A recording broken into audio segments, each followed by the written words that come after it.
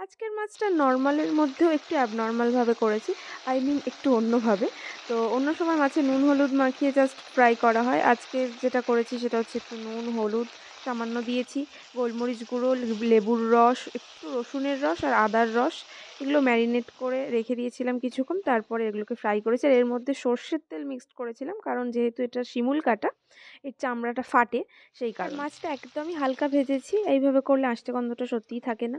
তারপরে তেলের মধ্যে শুকনো লঙ্কা, তেজপাতা, গোটা গরম মশলা ফোড়ন দিয়েছি। তারপর একে একে পেঁয়াজ, রসুন, আদা বাটা, টমেটো কুচি এগুলো দিয়ে কষিয়ে তার মধ্যে সামান্য একটু নুন দিয়েছিলাম। তারপর একে একে গুঁড়ো মশলা, ধনে গুঁড়ো, জিরে গুঁড়ো, শুকনো লঙ্কার গুঁড়ো, একটু কাশ্মীরি লঙ্কার গুঁড়ো আর হলুদ এগুলো দিয়ে মশলাটা ভালো করে কষিয়ে তার মধ্যে হালকা ভাজা মাছটা দিয়ে দিয়েছি।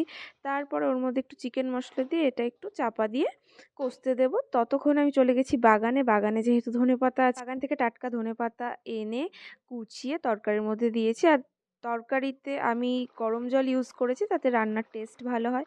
তারপরে গরম মশলা বাটা দিয়েছি আজকে। ব্যাস রেডি হয়ে গেছে শিমুল কাটার ঝাল। এটাকে একটু রেস্টে রেখে দেবো। টাটা।